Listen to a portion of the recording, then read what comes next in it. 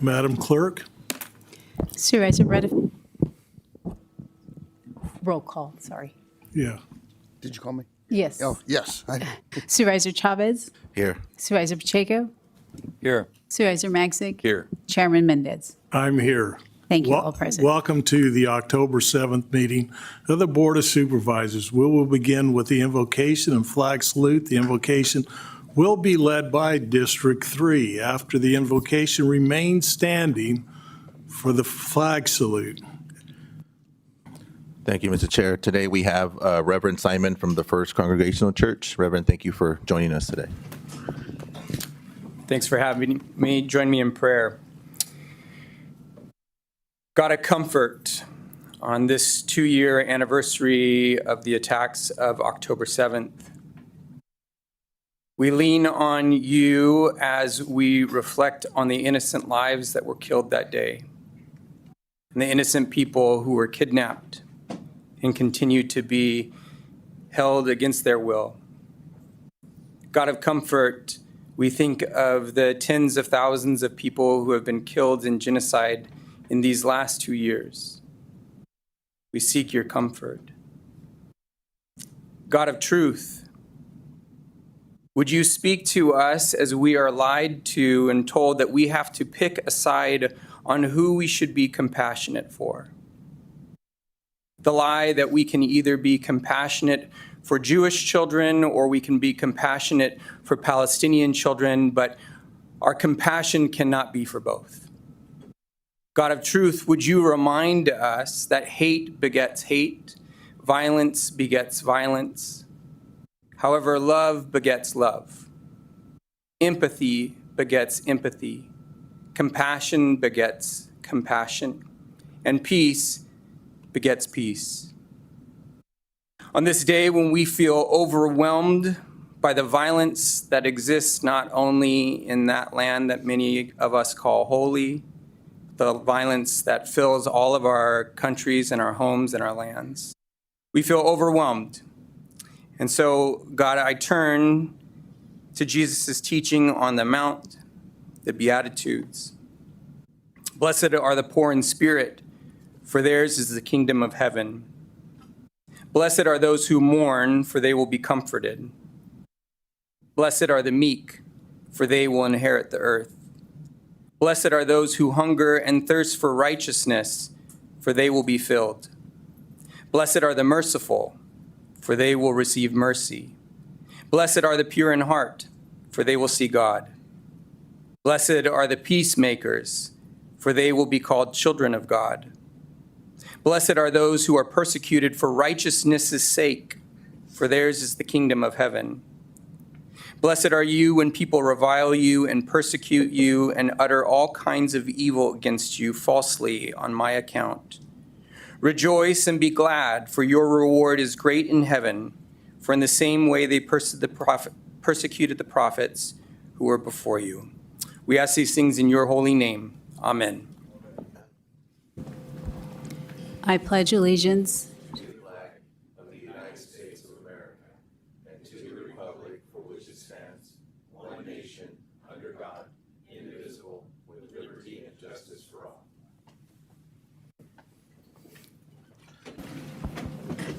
Agendas are on the back table for anyone wanting to follow along. Item number 1, approve agenda. Second. Okay, got a motion and a second. All in favor, so we're saying aye. Aye. Any opposed? Hearing none, the motion passes. We now move to item number 2, approve consent agenda item numbers 19 through 50. Okay, go ahead. Mr. Chairman, if we can pull item 24 for discussion. Okay. Anybody else on the board? I'm shocked we don't have a Levine Act drawing. Not much today. Okay. Is there anyone in the public that wants to pull an item? 24 has been pulled. Okay, thank you. I'll bring it back to the board. Move for approval of the remainder. Second. Second. All in favor, so we're saying aye. Aye. Any opposed? Hearing none, the motion carries. With your permission, Mr. Chairman, members of the board, would you like item 24 to follow item 5? Yeah, that's fine. Okay, just wanted to make sure. We now move to item number 3, under Chairman Mendez, proclaim October 2025 as National Pedestrian Safety Month in the County of Fresno. Okay, well, Erin Higginson, she's coming up. So go ahead. Good morning, Board of Supervisors. I'm Erin Higginson with Public Works and Planning. We're here today to recognize National Pedestrian Safety Month. There were, in a 5-year period, 115 pedestrian collisions, and about 2/3 of those were serious and fatal over the past 5 years. The department is working on several different planning initiatives and designing projects, and we're in the process of even building projects to enhance pedestrian safety. And we have some of our school partners here from Riverdale Unified and from Central Unified that are here in support of this proclamation. I would like to say a couple of things, if that's all right. Karina Fonseca from Riverdale Unified. Hello. Hi. I am the coordinator of safety for our Riverdale Joint Unified School District. Just the buzz of being able to install systems such as our Hawk system within the community. I live in the community myself. There is hopeful that they look forward to something of that nature to be able to bring the majority of our students use that one monitor crosswalk every morning. So there's a lot of hope for being able to be included in the application process for this upcoming year. A Hawk signal someday. Yes, we are actually going to put in an application for a grant next week for a Hawk signal in front of Riverdale High School. And Paul Marashian, who's the principal of Herndon Barstow Elementary, he has a construction project in front of his school going on now, and he wanted to say something about it. I wanted to say thank you. We have, it's been a long process. Herndon Barstow, we're on Grantland. There's tons of cars going by. They come right off the freeway. This whole time, the county of Fresno, we even had Supervisor Pacheco out at our school talking to parents. You guys have been super receptive. We had a meeting. There was, public was heard. They were so receptive that we moved the crosswalk over. So our light isn't up yet, but just the changing of the crosswalk has already made a difference. So I just want to thank you guys. The partnership has been wonderful, and I can get a hold of these two anytime I want to. So thank you. It's making Herndon Barstow much safer. Any comments from the board? Hearing none, I'll make a motion to approve. Second. All in favor, so saying aye? Aye. Okay, why don't you go ahead and come up and.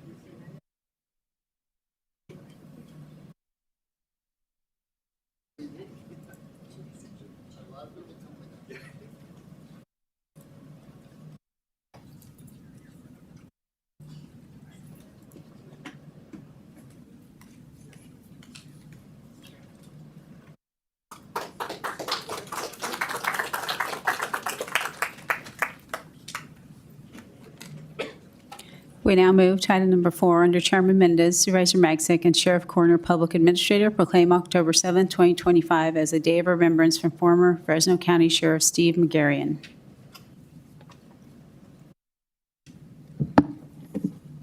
So I'll just introduce this particular item.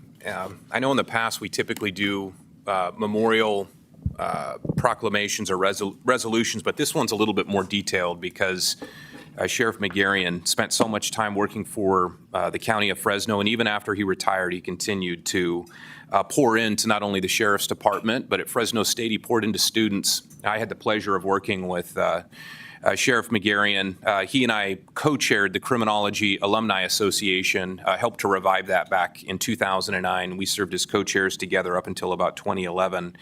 But yesterday was his funeral services, and I have to say the comments by our sheriff, by Sheriff Mims, and of course Preston Little were amazing. And then getting to hear from Erica doing the last call was very touching. He is a man that was a man of honor. He was a godly man, and I am confident that his legacy will live on here at the county. And so with that, we have a proclamation that's been signed by our entire board, and I will turn it over to the Sheriff's Department now to make some comments as well. Thank you, Supervisor Magsig. Chairman of the board, members of the board, Steve McComas, Under Sheriff, Fresno County. Sheriff Zanoni is en route right now to the board. He was a little late, so he asked me to come up and say just a few words. What more really is there to say about retired Sheriff McGarrion that wasn't said yesterday at his beautiful celebration of life ceremonies? He was a man of faith. He was a man of family. He's a man who believed in protecting the members of the Fresno County, or of all of Fresno County.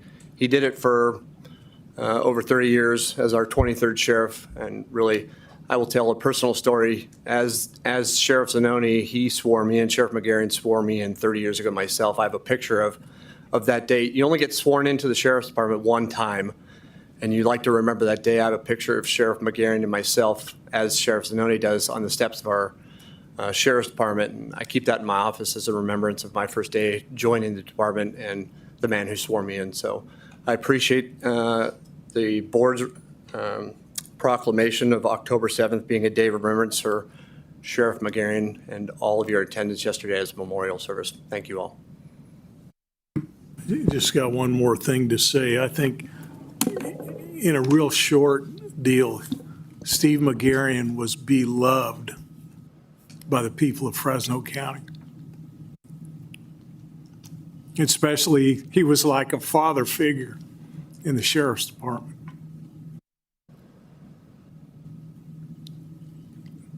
I'll make a motion to.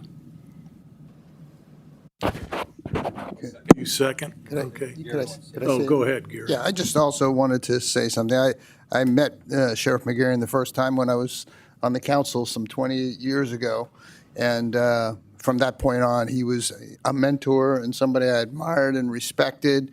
He was my constituent. He didn't live far from where I was, and so I'd see him in the neighborhood a lot of times.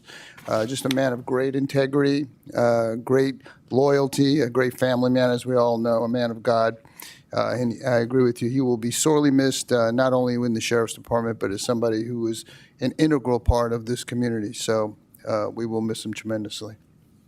Is there anyone in the public that wants to comment on Sheriff McGarrion? Okay, thank you. I got a motion and a second.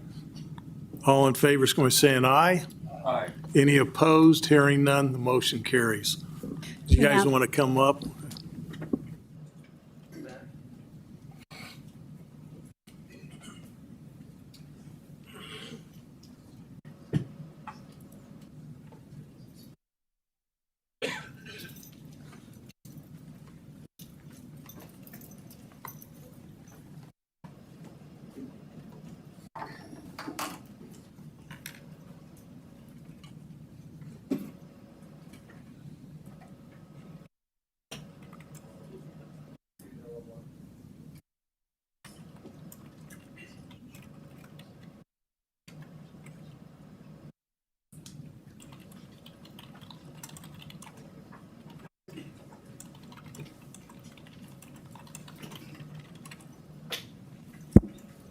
We now move to item number 5 under Supervisor Maxick. Proclaim October 2025 as Domestic Violence Awareness Month in the County of Fresno. Go ahead. So it's pretty amazing that every year domestic violence affects tens of thousands of people, and not all of the domestic violence activities are reported, but last year more than 12,000 domestic violence calls were received by Fresno County law enforcement, and 9,100 reports were filed. And so this is, of course, something that we need to remember. And I see Nicole here in the audience, so if she can step forward from the Marjorie Mason Center just to offer up a few comments, and after that, you will receive this proclamation.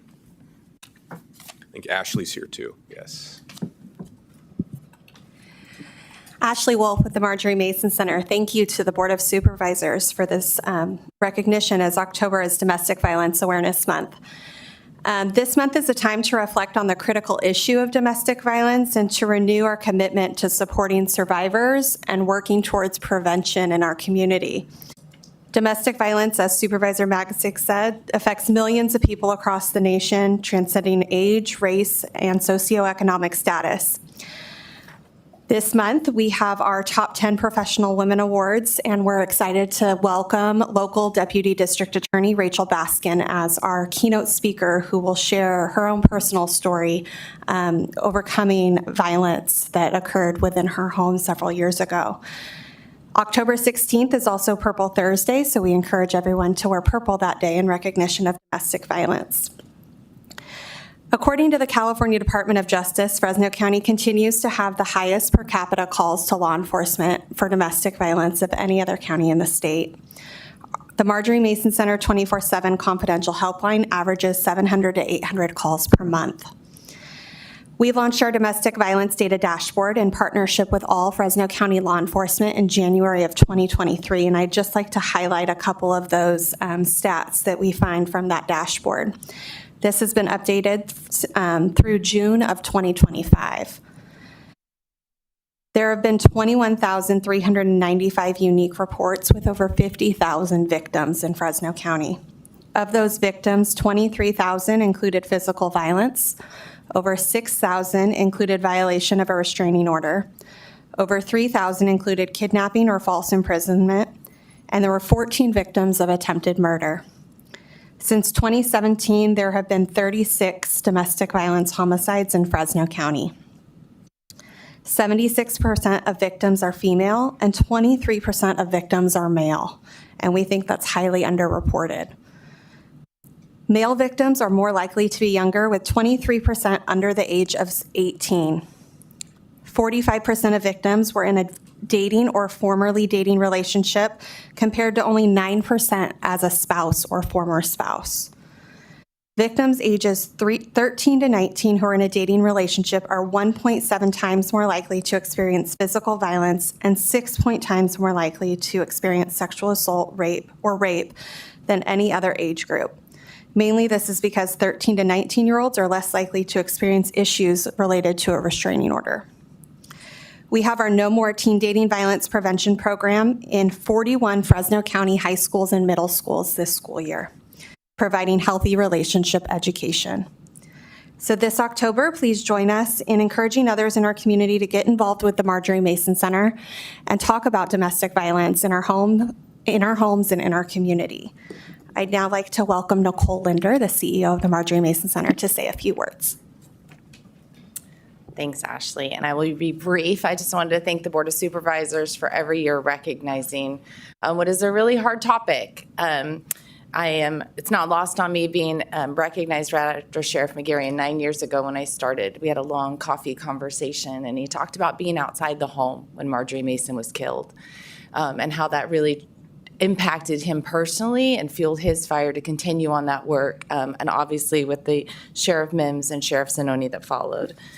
5 years ago, I joined a Zoom meeting with Nathan Magzig and then Steve Brandow that talked about enhancing our facilities and meeting the needs of survivors. And I just wanted to publicly thank the Board of Supervisors. It was such an honor to open our new Isnardi Foundation building in February, and we have seen such a huge increase in people seeking preventative and early intervention services.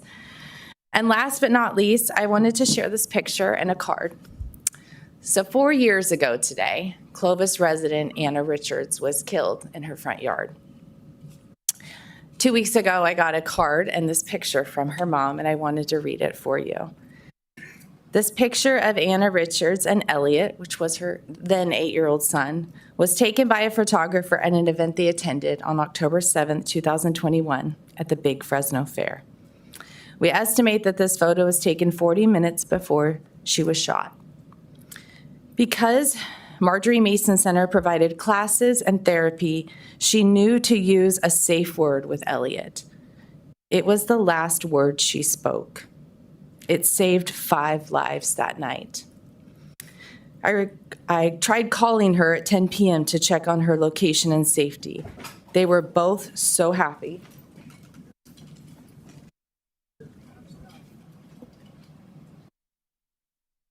Oh, hold on. Yeah.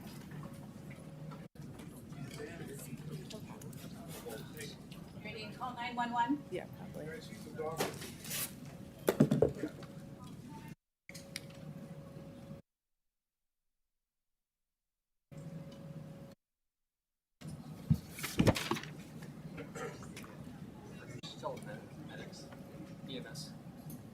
We need. Let's take a 5-minute recess and Street, hang on for a second. room 301.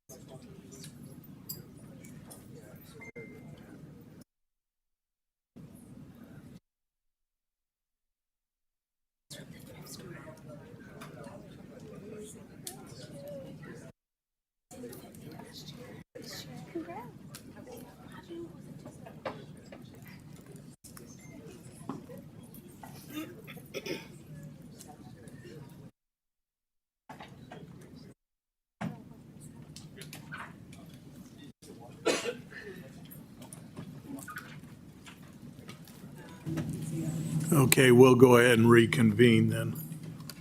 I was done. I just wanted to say thank you so we can take our picture. What's that? I was done. I just want to say thank you. We can Oh, take our you- picture. I was finished. Oh, okay. Yeah. All right. Is there any public comment on this? Hearing none. I'll move for approval of this proclamation. A second. All in favor, signify by saying aye. Aye. Any opposed? Hearing none. Well, we've actually seen you 3 times in 3 days, so.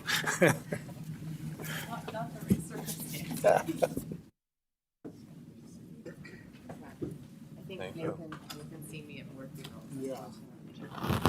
Good to see you. Thank you.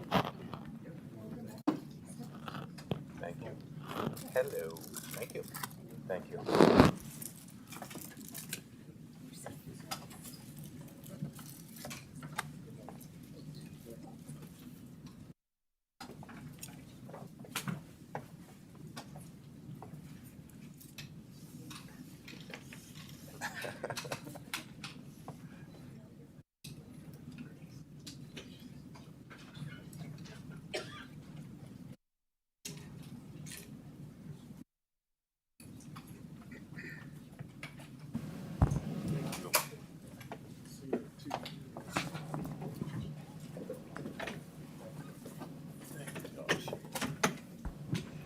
I apologize, Mr. Chairman. I was wrapping up the 911 call earlier. Who made the motion and second on item 5? Motion and second. Thank you.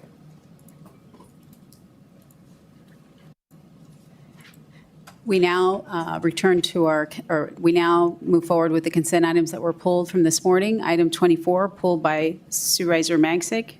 Under Chairman Mendez, Supervisor Magsick, Sheriff, Coroner, Public Administrator, and Public Health conduct second hearing to adopt Fresno County Ordinance Code Title IX to add Chapter 9.11, Keeping of Roosters, waive reading of the ordinance in its entirety, and conduct second hearing to adopt an amendment to the Master Schedule Fees, Charge, and Recover Costs Ordinance by amending Section 900, Environmental Health, subsection 905, waive reading of the ordinance in its entirety.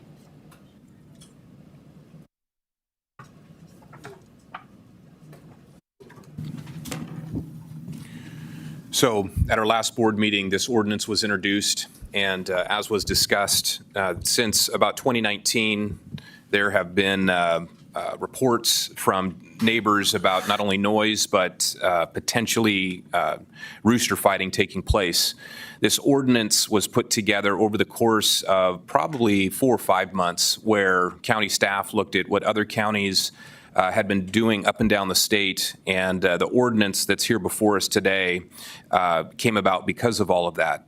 I can share with you in the last 2 weeks, I've had numerous meetings and I've received numerous telephone calls and emails from people on both sides of this issue.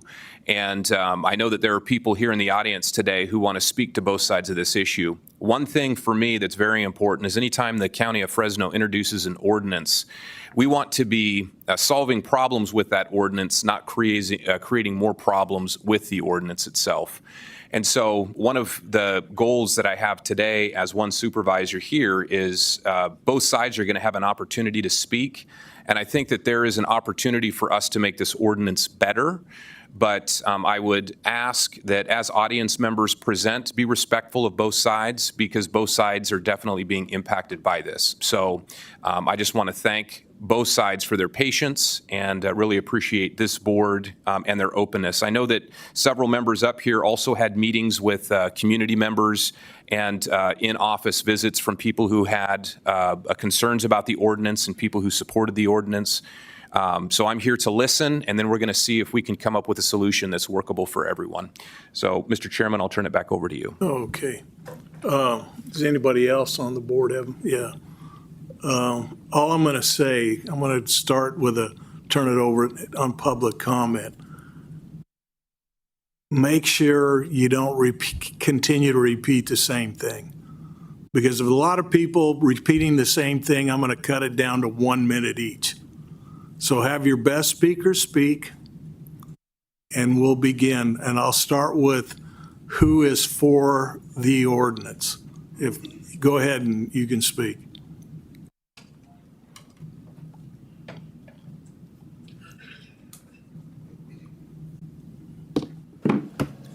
Thank you, Board, for your work addressing this issue.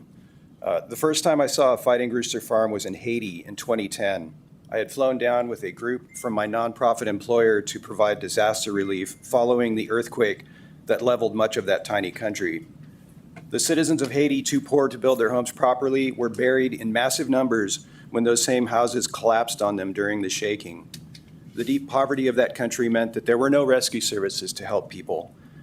There were no tractors to lift the heavy chunks of building off the quake's victims. There weren't wheelbarrows or even shovels. There were only bare hands and aching backs to drag away the tons of concrete rubble entombing the survivors. The Haiti quake of 2010 was an apocalypse in every sense of the word, not merely because of the quake, but because of the desperation and hopelessness within which it happened. For me, that rooster farm symbolized everything wrong with Haiti. It was a place so hollowed out by corruption and backwardness that the only thing that could possibly flourish there was an economy dedicated to cruelty and violence. It was the emblem of a society so lost that it couldn't save itself, but merely stumble blindly from one grinding crisis to another. In that environment, a major earthquake turned from a tough challenge into an utter cataclysm. I was glad when I finally boarded a plane to return to America, where I didn't have to worry about such things. Gentlemen, you are the leaders of this county. Your decisions have great weight and change lives. Your good decisions lead to a strong community, one that invites prosperity, bounces back from challenges, and grows stronger over time. When you make bad decisions, we all suffer. I urge you to move with wisdom and resolution and do the right thing. Okay. Does anybody else want to speak for the deal? My name's Yahira Chacon. I'm daughter of Isidro and Carlotta Chacon. They live up in Squaw Valley. So I'm not going to bore you with everything. You guys know the penal code ordinances. You guys know the noise ordinances. It's been ongoing. We all know that hundreds and 400s and thousands of roosters is not just for whatever the sake there. We already know what they're doing. They're cockfighting. They're teepeed up. If you guys go out there, you can see it along the line where they're at. It's been an ongoing thing. My parents are welcoming you guys up there to go sleep for 2 working nights to go see what they deal with on a day in and day out. I work for the state. I'm CDCR state officer. I'm held to a higher standard. I'm here to obey the laws. I took an oath to do the same thing that you guys are doing. So all I'm asking you guys is, I'm not going to bore you with the penal codes because you guys all have it in front of you. I printed it out just for you guys, just in case you guys don't know them or you guys aren't aware of the noise ordinances or anything like that. But all I'm asking you guys is take in consideration that my parents are in their 80s. They can't just uproot themselves. I wish, working with the state as an officer, promoting up, I can move them out of that situation, but I can't. It's not that easy. They moved from LA out to that area for the simple fact of being peace and quiet and enjoying the mountain area. Now, I can't just go up there and just, hey, I'm off a 16-hour shift, which I just got off of work, so I'm tired. I can't just go up there. They came down here. I can't just go up there and pick them up and drive them down here. But all I'm saying is you guys need to take in consideration that hundreds of roosters, 400 roosters, crowing at all hours of the day, and they're teepeed up on a little wood plank tied up, that's cruelty. That's animal cruelty. And they're just roosters doing what? There was one time I went up there and one was just hanging there. I called animal control. Do you think they did anything? Absolutely not. I called the sheriff's department. I have friends that patrol that area. They said all we can do is just go and you have to call animal control. Our hands are tied. What else can we do? Can I talk to the neighbors? But then in retaliation. So all I'm asking you guys is consider the simple fact that it's not livable. So if you guys go up there, I have an RV up there. I will barbecue for you guys. I will cook for you guys. But go and take 2 nights of working nights and see how it feels to be up there. They can't just up and move. That's all I'm asking you guys. I took an oath. You guys took an oath. Please consider the laws. Thank you. Okay, I'm going to move to who's ever against it. But no, you get in line. Get in line, and that way I can decide. I tell how many people want to speak.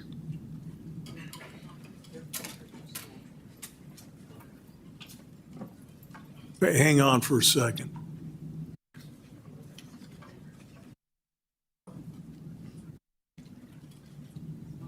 How many people are there? I see a total of 10 people.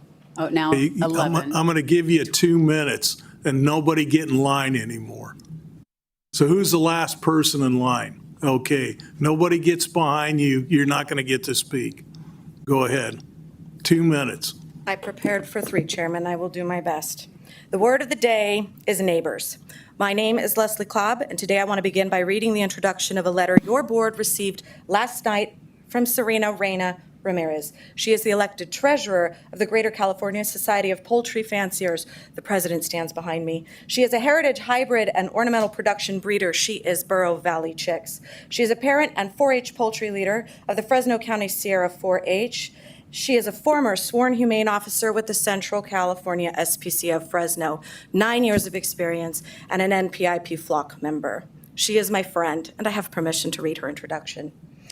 Dear Supervisors, I am writing in strong opposition to the proposed Fresno County ordinance that seeks to impose restrictive rooster ownership limits on small poultry keepers. While I understand and fully support the intent to eliminate cockfighting, noise complaints, and negligent biosecurity standards, I believe this ordinance will not achieve that goal. Instead, it will harm legitimate poultry breeders, 4-H youth participants, and small farmers who have long upheld ethical and biosecurity practices. There could not be a better introduction than her introductory letter to you today, because it is this legitimate community and these members that stand behind me today, my neighbors that I stand here with. I am a property owner on the cusp of the southeast urban sprawl. I'm a breeder of bantam saramas. I am the mom of a poultry breeding youth, and his sole animal just might be a rooster. I run an Airbnb that educates guests with introductions to agriculture, and that includes roosters, and I am a superhost. Today, I stand here and choose to believe that this ordinance was presented with the best intentions for addressing the cockfighting and the noise levels that our neighbors have come forward to address. Our community did not know the severity until 2 weeks ago, presented to us.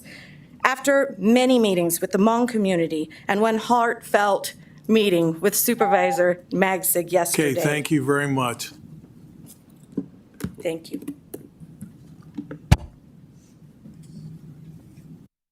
Good morning, Board of Supervisors. My name is Alan Gallegos, and I'm the president of the Greater California Society of Poultry Fanciers. I am here on behalf of the members of our club, and we are poultry hobbyists. We're a group of people who breed, raise, and show purebred poultry at American Bantam Association and American Poultry Association sanctioned poultry shows. The members of our club, as well as the exhibitors at our poultry show and other poultry shows in California, will be impacted and harmed if you adopt the rooster restriction ordinance. You need to know that most people who have roosters at their private property are not raising them for illegal cockfights and do not have problems with their neighbors. Most people are law-abiding citizens and keep poultry for various purposes such as food and protein. It is not right to punish the many law-abiding citizens for a few problem people who have no respect for their neighbors. Your proposed ordinance to restrict and regulate roosters on our property will unduly harm us in our way of life. Most people in the county who have poultry and more than 5 roosters live in rural Fresno County and have neighbors who have no issues with their chickens. There are 6 poultry shows in California, including our city of Fresno. Our club has hosted the annual Greater California Poultry Show since 1979. If you enact this ordinance, our poultry club will probably cease to exist, and this poultry show will cease to exist. We bring a lot of people to Fresno that stay in hotels and eat at restaurants, so there's going to be an economic impact as well. Adopting this rooster ban will result in the end of our club. I would like to see exceptions adopted to your ordinance. The exception should recognize poultry hobbyists who are members of the APA or ABA or other legitimate organizations. In conclusion, we are adamantly opposed to your proposed ordinance and urge you to vote no on the ordinance or at least delay any action on this ordinance until meaningful. Okay, hang on. Supervisor Pacheco wants to ask you a question. I have a question for you. Obviously, I'm a 4th-generation dairyman, very empathetic to your cause. As a hobbyist, on average, as a hobbyist, not a production farmer, what's the average number of roosters that your membership would have? Everyone's different, but if it's a hobby, what is an average number of roosters you would have per household? Okay, I would say FFA 4-H kids, they might have 10. People like 10. me might have 50. 50 roosters, really? yeah. Yeah, and I wrote a letter, and I sent it to all 5 of you supervisors, and I have a paragraph in there and I explain why people might have more than 5 roosters. It's basically for every line that you're breeding, you need a minimum of 5 roosters. Somebody might have several varieties, so they'll need 5 roosters. You have different breeds of different chickens. breeds, All right. different varieties. I can appreciate that as a dairyman. I appreciate your comments. It's a little bit more than I would have expected. But I want to be clear for the public and the First Lady, in your opening paragraph, you're inaccurate in what you're saying, because I specifically, it's not my ordinance, but I voted on it. But I made clear there were exemptions for 4-H and FFA. So we're not here to hurt any 4-H or FFA, so that opening statement was inaccurate because there already are exemptions for that. I appreciate your comments, very concise. Can I say one more thing about that? Absolutely, sir, yeah. Part of the problem with 4-H and FFA is when they age out, they would like to keep their birds, and they keep them at their parents' house. Then they become a hobbyist kind of a deal. Right, Yeah. and then want to come back and start doing something with them, but they can't, because they're going to lose And then their... on average, how many breeds of chickens are there? Like in the dairy business, there's five different breeds. I'm glad that you asked this question. Okay, this is the American Poultry Association, APA Standard of Perfection. there's probably 100 breeds in here. 100 different breeds. 100 different breeds, and but not only that, but there's large fowl and bantam. This book here, The Standard Perfection, sets standards for how those birds should look and how they should be bred. And this is a premier organization in the nation. They've been around for 150 years. Okay, I appreciate you sharing your knowledge with us. Yeah. Thank you very much. Thank you very much. And I would be willing to be on a committee if you form one. Okay, Thank you. Thank you. Thank you, Chairman. Yeah. Go ahead, yeah. Thank you, sir. Yeah. I have a poultry farm, a family-owned poultry farm that I've had since 1988. I have 6 children. Me and my wife met in high school, and they all helped out at the poultry farm. And he brought in the noise. So, excuse my language, but 200 male roosters. It's a little after 11. I'm in my yard. I'm going to make they don't make short noise videos all the every time. day to show you how loud it is in here. Make some noise, boys. These people say you guys make a lot of noise. Mike, make some noise. Come on. Make some noise. Make some noise. They say you guys make noise day and night. Let's make some noise. I'm even going to hit some of my pins. Here. Here. So they'll know. Hey. another. Same day. Little after 1 now. You guys hear anything? Huh? Okay. You want to hear some? That's so you'll know I have some. Now this is my bedroom. This is the following day, a little after 7 in the morning, in my bedroom. I'm going to walk outside.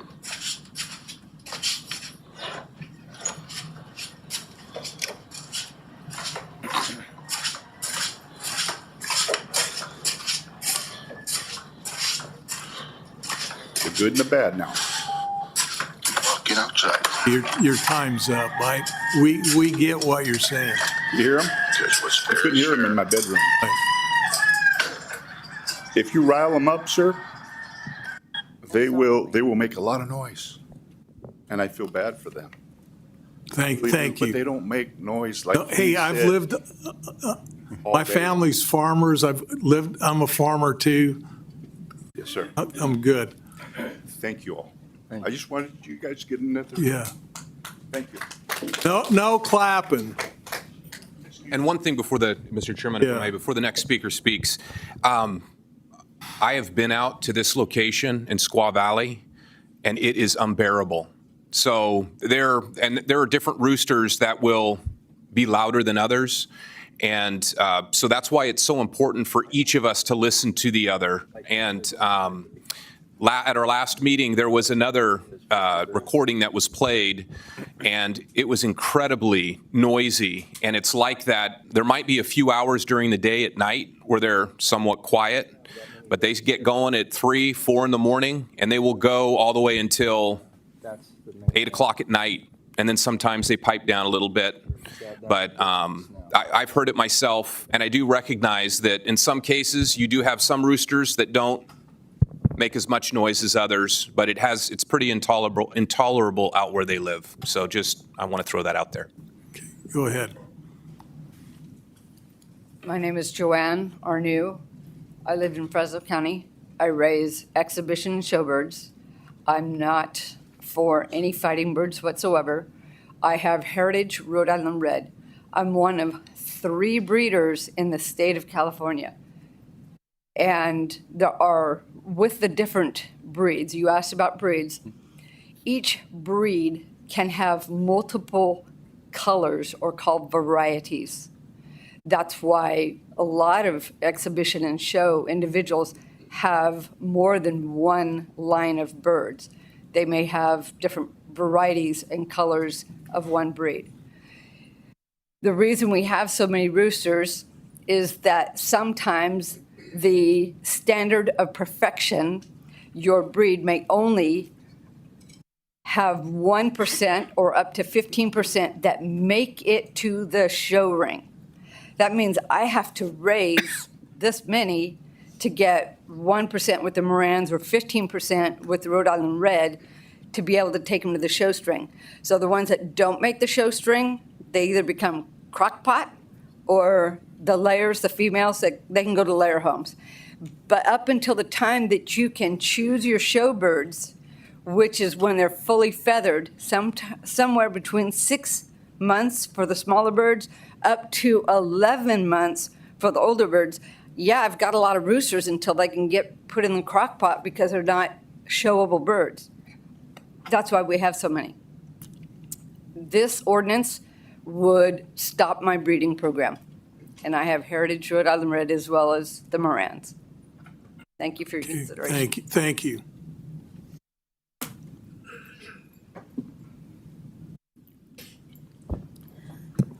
Good morning.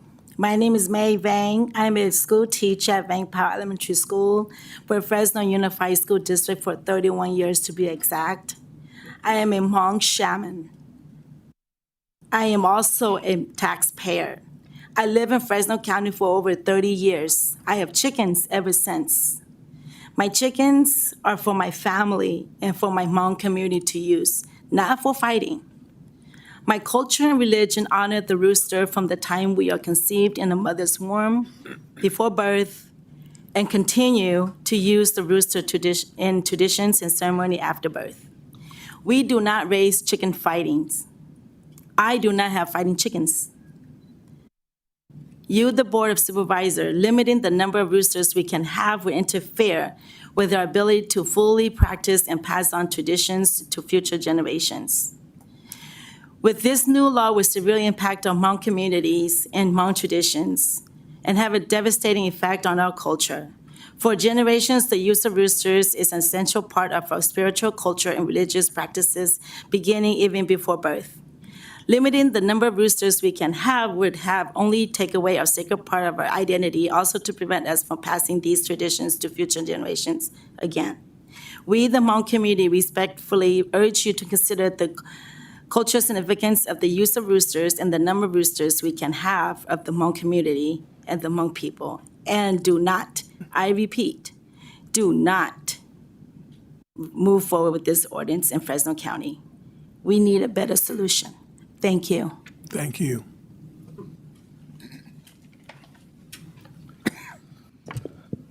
Good morning, Honorable Chairman Mendez, Vice Chairman Bertefield, Supervisor Chavez, Supervisor Magzik, and Supervisor Pacheco. My name is Pao Yang, President and CEO of the Fresno Center. I stand here before you as a representative of the Hmong community to thank you for your willingness to listen to our concern regarding this rooster ordinance. Our Hmong community formally requests that Fresno County develop a process aimed at engaging with our community to gain a deeper understanding of the religious and cultural implications associated with the current rooster ordinance. We're not here to oppose cockfighting. We're not here to oppose the level of noise that is happening to our neighbors. But we're here to ask for you to listen to us and help us come up with a better solution. Our Hmong culture has long-standing ties to the keeping of roosters and what it symbolizes. In our Hmong culture, the rooster is a sacred animal for spiritual, cultural, and is essential to our daily lives. The rooster is used in weddings, funeral, newborn, new mom rooster diet, retirement celebration, graduation celebration, anniversary, reunions, any accident of any kind. We use a rooster for soul calling or spiritual calling. One of the big religions in the Hmong is the shamanic, as the speaker before me, for spiritual ceremony, holistic healing, mental health healing, body, mind, spirit, and soul healing. The rooster is a sacred animal that is embedded in our belief system and religious practice. While I understand the concern about noise and illegal cockfighting, this ordinance, if passed the way it is, will do far more harm than good. It will not only fail to address the root of the problem, but it will also punish innocent families, criminalize cultural practices, and deepen the divide between government and the people it serves. Let me be clear, this ordinance, as it is, targets culture under the guise of regulation. Okay, Thank you. Thank you very much. You're a great speaker. Good morning, gentlemen of the board. I'm here because I raise chickens also in Squaw Valley, and I just heard of this yesterday. And the reason I'm against the ordinance is because one hen with just one hatching will sometimes make more than 5 roosters, and that's a very small amount of roosters, like that you guys are asking on the ordinance. And also for the noise, I mean, they usually do sleep at night. Chickens do sleep at night. If they're not sleeping, and either somebody has a light over them or something, or they're just shaking the cages or something. And that's the reason I'm here, because I mean I don't think 5 is enough roosters. And How many do you have? I have 7 right now, 7. but I know that the hens are gonna lay on the eggs, and within maybe 2 or 3 months, I'm gonna probably have maybe like 30 or 40 roosters crowing, right? And mostly I have them for food, the roosters, and I breed sometimes other breeds, and I also have them for eggs. So either way, I think this law would do more harm than good, because I mean it's only 5 roosters. That's a small amount. That's as brief as I can be. All right, thank you. Okay, thank you. Good morning. Thank you for this opportunity to speak on behalf. My name is Andre Bugho.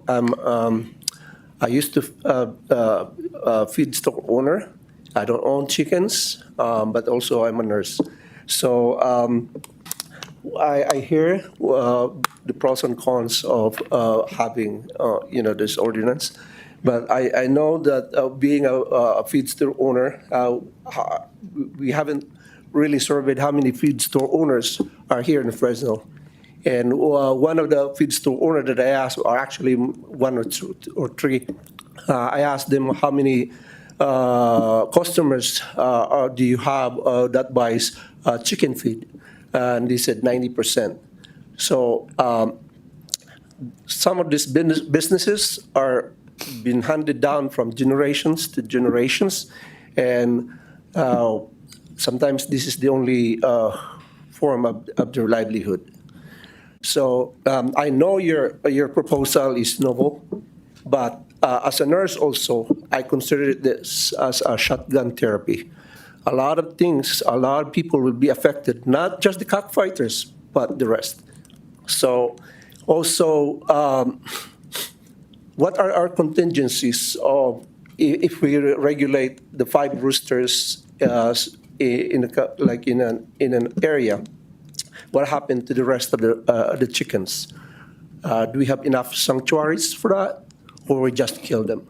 So these things needs to be addressed, and so that's all I had to say. And thank you for this opportunity to speak to you. Thank you.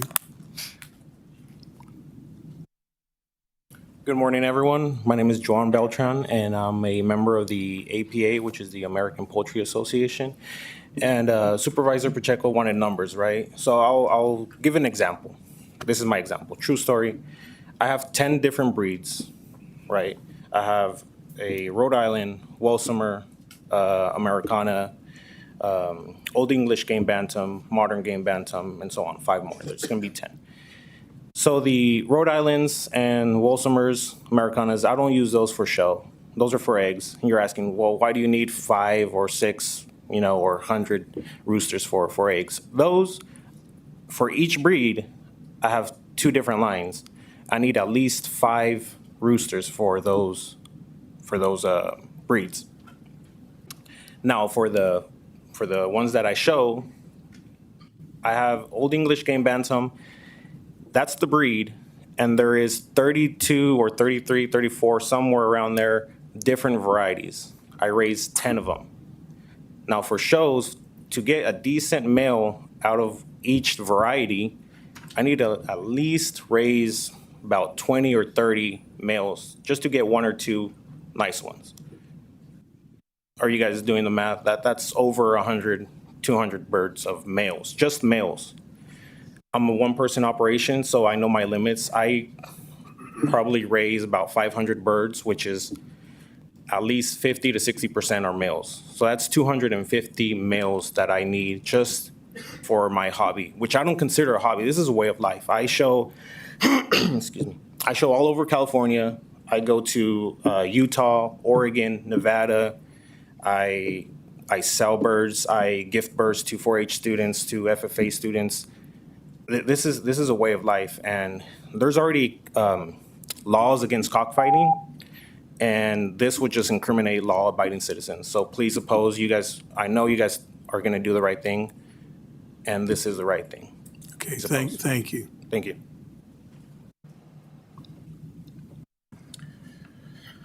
My name is Carlos Acosta, born and raised in the Valley, went to Kerman High, Fresno State grad, continuing my education, doing my master's at Fresno State. I actually just got into having roosters and chickens. The reason I did it is to show my son responsibility. You know, he's a young guy. He loves to go out there, feed the birds. I used to live outside of Easton. I looked at my residential zoning area, and it was an R1. I said, okay, I can't do it here. I bought a property with some acreage, moved out of town so I could be law-abiding. This ordinance coming about, I get the noises, but I also, they're not loud the whole time. They really aren't. I started with 7 pairs, okay? The reason you need different ones is to eliminate inbreeding. Pacheco, you know you can't have inbreeding. Your genes are going to go bad. Yep. They get detrimental. They don't, instead of, there's this thing called hybrid superiority. That happens. It's good to have that. So with that being said, we can't adopt anything that other counties are doing because Fresno's different. You have the plant right up there. I farm for a living. These chickens probably provide a huge amount of economic help because Milo, silo, and everything else that they eat is also profiting for the Valley, you know, and the Valley needs that. We're not a powerhouse. We don't have construction. We don't have all that. We have our agriculture, and the roosters are part of that, and that's inbred. That's why the Fresno State helmet has that V. So. Okay, thank you. Thank you. Good dog. Hi, my name is Alejandra Hernandez, and I am here today representing Elm Avenue Feed, which is a local feed store here in Fresno County.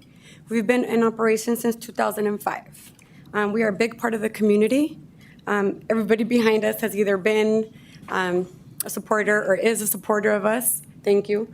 I am here today to represent our customers. 80% of our customers are hobbyists, backyard breeders, or purchased for tradition, culture, or religion purposes. If you pass this ordinance today, you are putting our business in jeopardy of closing. I understand we are attacking and going after cockfighting, but let's target them as individuals. Thank you. Okay, thank you. Got any comments? Or go ahead, Luis. Thank you, Mr. Chair. I want to thank everybody that came up and spoke about this ordinance, and also thank the folks that showed up to the community meeting where I was at a couple of days ago. I honestly did not know I was going to learn a lot about chickens today. I'm used to street lights and potholes, and now we have to get acquainted with this. But I think this is a good example, and I want to thank my colleagues because I know they're trying to solve a problem in their district. But oftentimes we do things, and sometimes we have unintended consequences to good-intentioned ordinances. And I think this is a good example. But I do want to thank my colleague, Supervisor Magzik, for having the meeting he had and listening to the residents. And I want to make sure that our folks know that it was never the intent of Fresno County to hurt or in any way deprive you of your livelihood, of your cultural, of your religious, ceremonies or anything like that. We're just trying to solve a problem out in the county, and I'm confident that we're going to get there. I want to hear what my colleagues have to say, see if we can come up with some solutions. But I do want to thank everybody that came and spoke today on this important issue. Thank you. Okay, I did forget to say the public comment on this is closed. Did you? Mr. Chairman, I'll go next since it's not my ordinance. I too, being in production ag, learned a great deal about chickens and roosters today. I would agree with my colleague Supervisor Chavez. I believe when this first came to the board, Supervisor Mendez and Magsig was not their intent to harm anyone. I believe it was simply to address two issues, to eliminate or to have an ordinance for the restriction of cockfighting, and two, to address the concerns of the people in your district, Supervisor, that aren't able to sleep at night. So I think we're going to have to come up with some solution from the testimony we heard. I believe obviously the numbers are too low. I did not know the extent of a hobbyist and how many lines you have to have. That is an issue. The gentleman was right. You do have to prevent things for inbreeding and those kind of things. But when you have over 100, where does the line cross between a hobbyist and an actual production farm? So I'm curious to see, you've had the meetings with the people, what the solutions are, but I do believe we have to address the solutions to address the concerns of the people today. Open to hear what you have to say, but changes do need to be made, in my opinion. Here. Not a whole lot I want to add. This city boy is learning a lot about agriculture.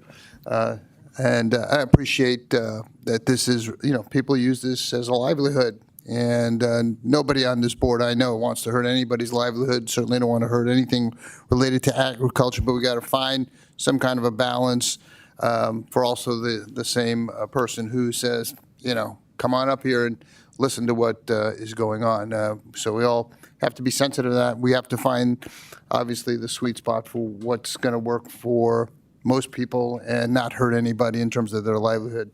So I look forward to that discussion and certainly supportive of that. Yeah, Nathan? Yes. No, I heard a lot of good comments. I love the shotgun approach that one of the people said, because that's basically, if you look at this, and it was too bad that we didn't hear from everybody earlier, because this has been going on for a little while. I do, like Pacheco, totally understand cow, breeding of different, cattle. I totally get that, and understand that, that the chicken deal could be the same thing. You don't want inbreeding. Totally get that. But we have to find some common place between too much noise and then there are some people that are actually out in the country. They're so far from anybody that it doesn't matter how many chickens they got, how many roosters they got, because that's an ag area, and I totally understand that. Totally understand that. So we have to find some common ground between where somebody's rights don't interfere with somebody else's rights. So I'm going to turn it over to. All right, so I don't think, as this ordinance is written, can go forward today.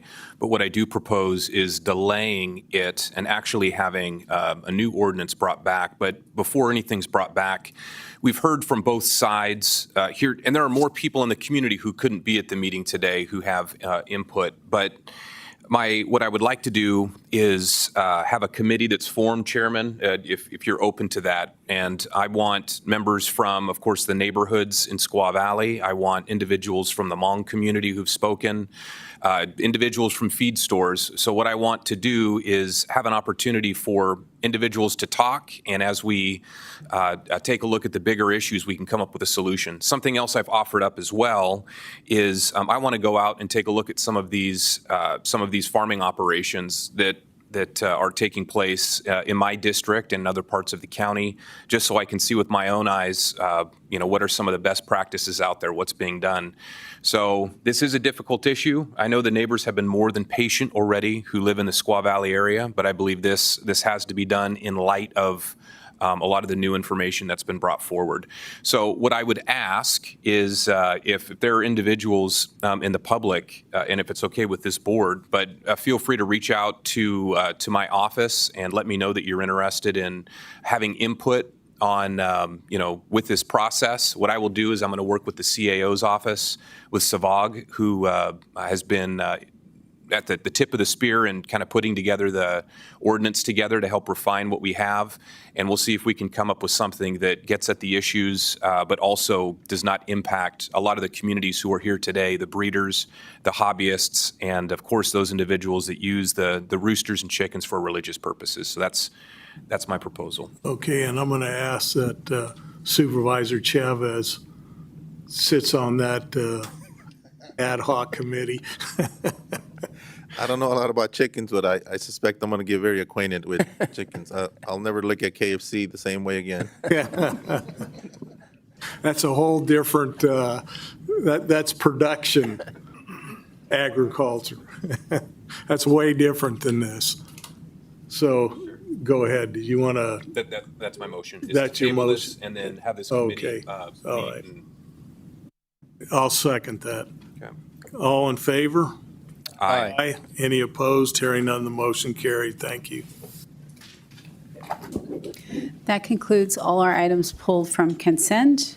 We return to the regular agenda. Item number 6, under the Board of Supervisors, appoint a member and alternate member of the Board of Supervisors to the California State Association's County CSAC Board of Directors for 1 year, 2025-2026, and direct the clerk of the board to provide notification to CSAC. I'll wait till the room clears. For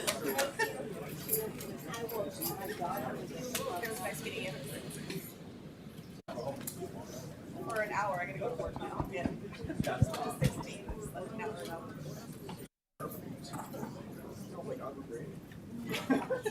A lot of grand this thing. Oh, I thought you said a lot of grand.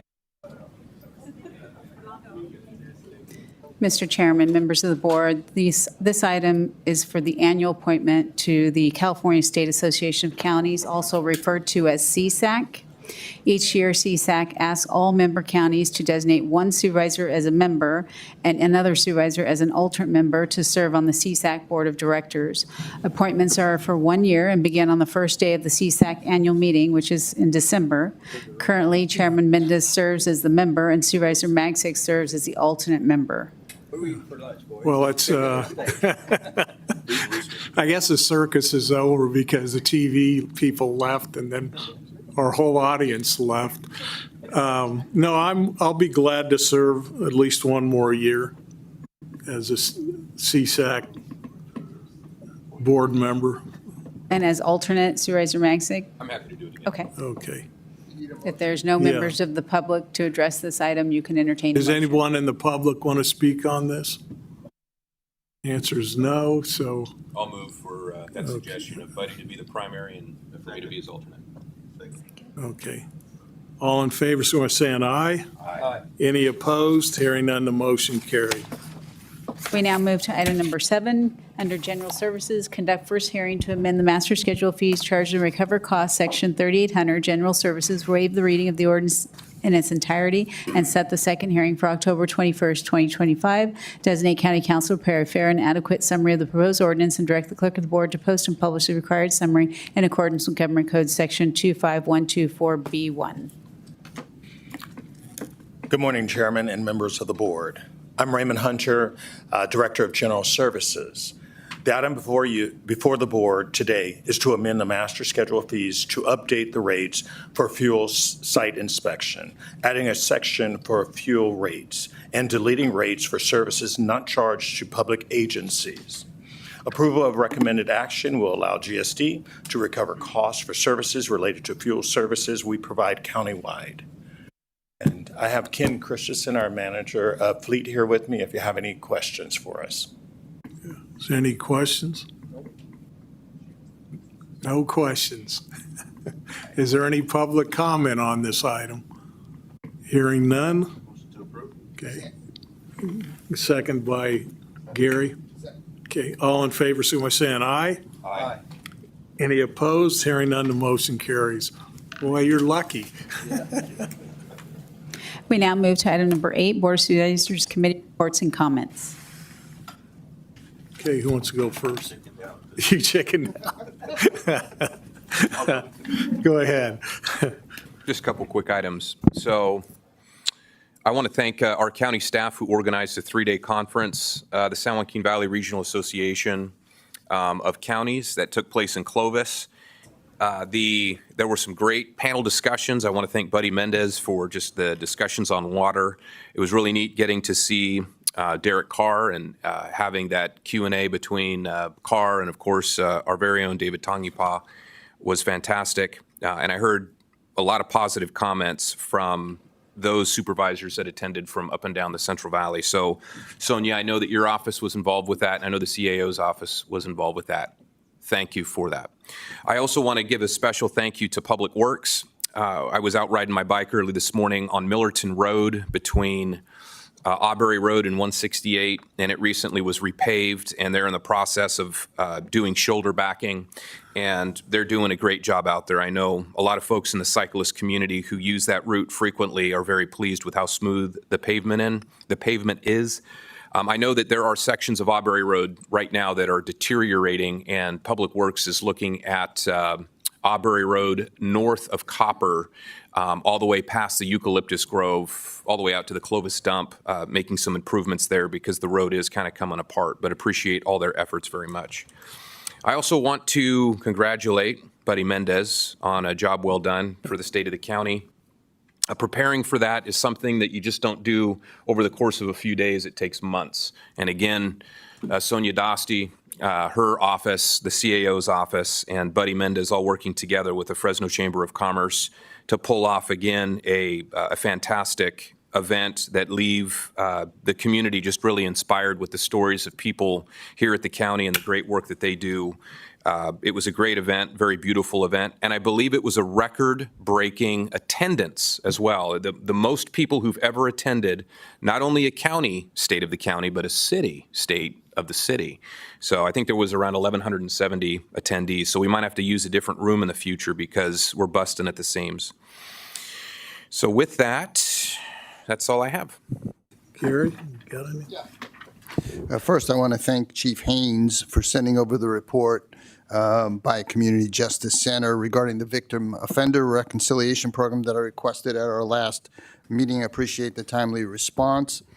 Also wanted to just mention that yesterday I had a Zoom meeting with the CEO from Community Hospital, his medical director, and a couple of other staff at their request, not mine. And they wanted to share, I guess, what they're doing with COVID vaccines and stuff. And I think during the meeting, they said that they were reacting also to the County Department of Public Health mandating COVID vaccines. And I told them, we're not mandating anything. We sent out a notice rescinding the prior notice, health advisory, because it was unclear that we are not supporting any COVID-19 vaccine mandates, which they seemed surprised by. So I just wanted to be clear, and I've asked the CAO as well as Joe Prado to speak with them to let them know the county of Fresno, the public health department, is not mandating any COVID-19 vaccines, nor should they be mandated. In my opinion, they shouldn't be mandated. I mean, I think we ought to have learned some things from 2020 that these vaccines may or may not be effective. There's a lot of conflicting data on that. But the bottom line is if you want to get a vaccine, you should go and get it. And if you don't want to get a vaccine, you shouldn't be forced to get it. And that's whether you're somebody working in public health or not. They also said that they are going to, in addition to forcing public health workers to get vaccines, if they don't get vaccines, COVID-19 vaccines, they will be forced to wear a mask. Well, being forced to wear a mask over the next 4 months, inhaling your own carbon dioxide for 4 months is clearly unhealthy. They are not forcing them to wear N95, so we know that anything other than an N95 is not going to prevent a virus from coming through the mask. So I think it's punitive. I told them so, that I think it's punitive. I don't think they should be treating their public health workers in this fashion, but apparently Community Hospital is doing that, and I believe Kaiser is. I hope Kaiser can clarify whether they're doing that or not, but I hope they're not going to do that. And the other thing they're going to do is force them to wear color identification badges, that if you haven't got a vaccine, you'll have a certain color badge, and if you did, maybe you won't have to wear that badge. Again, I think we're in 2025 now, not 2020, and we understand a lot about COVID-19, and we also understand about people who are at risk for COVID-19. And I don't think this is the way to be treating workers, and I certainly don't want them to be relying and using the excuse that County Department of Public Health is mandating this. And so that's what they said to me yesterday, and the CEO of Community. I want to be clear, the County Department of Public Health is not mandating that, and I would hope that they stop this kind of mandates on their public health workers, because this is not 2020, and people should not be forced to be taking vaccines. And there's a lot of literature that says some of these vaccines may be harmful to certain people. So that's what I had to say. You're going to follow up, right, Paul, with them, and I hope Joe Prado will as well. I don't know if you want to say anything about that. Yeah, what you said is 100% accurate, and the county, as you know, we've got guidance from the CDC, guidance from CDPH, and community can make their decisions based on that, but we will be making that crystal clear with them. Okay. And then lastly, as the Reverend spoke, today is the 2-year anniversary, of course, of the horror that took place in Israel with Hamas attacking Israel, killing 1,200 people. And here we are 2 years later. They still are holding hostages unbelievably.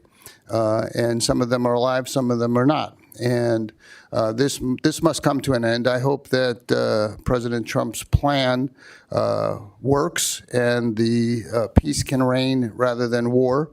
And we grieve for every innocent life that is lost, whether they be Israeli or Palestinian.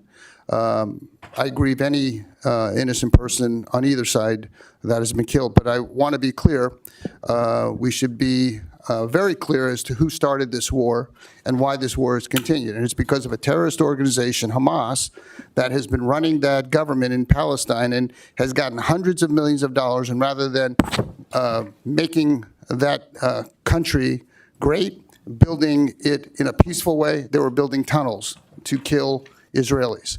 And Hamas can no longer be at the helm of that government. They must be defeated, they must be destroyed, and the hostages must be returned. And then peace will reign.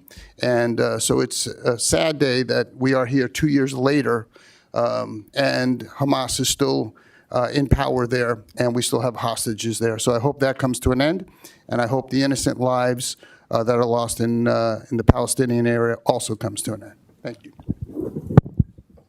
Brian?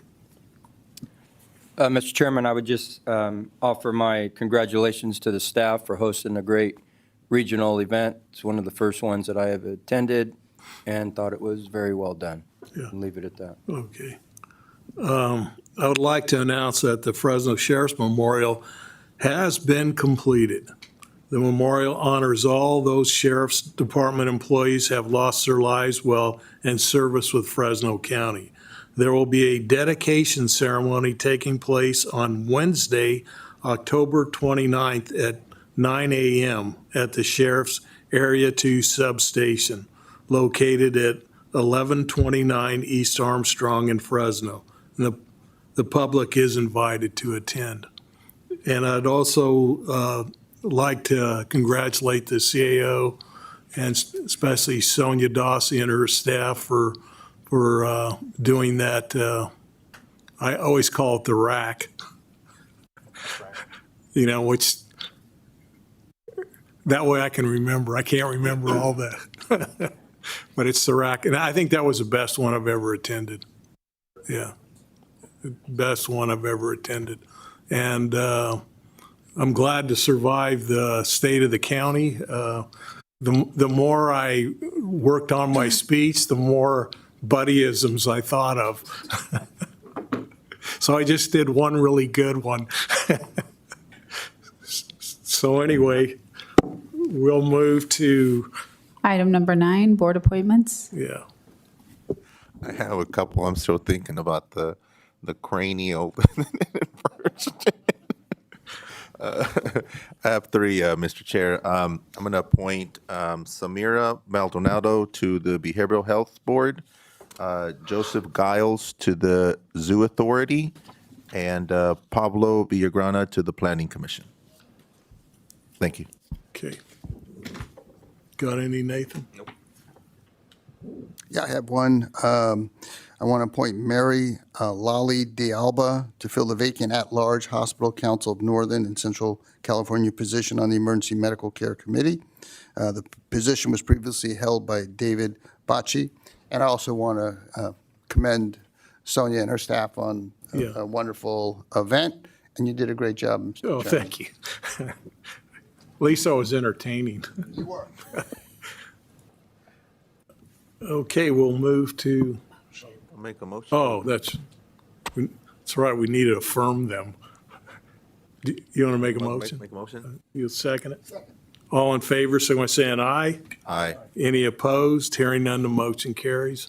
We now move to item number 10, public presentations. This portion of the meeting is reserved for persons desiring to address the board on any matter not on this agenda. All right. Good morning. I'm not here to talk about roosters. Yeah. That was on the agenda, so you can't talk about I know. That'll be my comment. Sorry. All right. Good morning, members of the board. My name's Tal Eslick. I'm here this morning on behalf of my client, First Steps Recovery. For over 10 years, Fresno County residents have called First Steps Recovery home in many ways. Our patients are your constituents. There are family, this is just one's kind of close to home. There are family members, coworkers, first responders, and about 40% of them are veterans. As you know, every family in our community is touched by addiction in some way. I want to directly make comments about the permitting issues with the county and commit to you, First Steps Recovery, specifically our Sequoia facility, take these permitting issues very, very seriously. And we're going to continue to cooperate with the county in every way possible to address them. We've retained Fresno-based precision engineering to do so. An updated work plan was provided to the county, an updated version as recently as last night. And specifically, the commercial stove has been called out, was called out as an item, was addressed and removed from the facility. So again, today, just want to express hope that we can resolve these issues, highlight the fact that this particular group that we serve is in need of support, and there isn't a lot of options for these folks. Candidly, these are the people that are doing their best to improve their situation. This comes back to us in the form of other issues, whether it's homelessness or with our public safety folks. I mean, these are people in our community that are in need of dire help. So I want to express our focus and our intention on resolving the issues and looking forward to working with the county and hoping to continue operating in Fresno County for years to come. Thank you.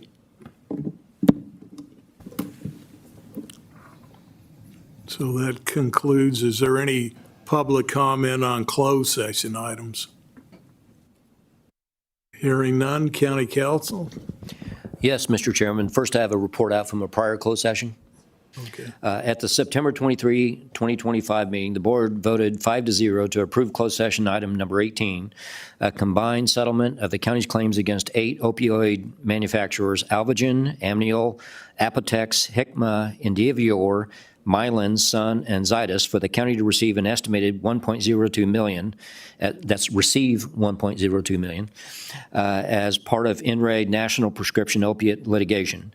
The board authorized the chairman to sign the settlement documents.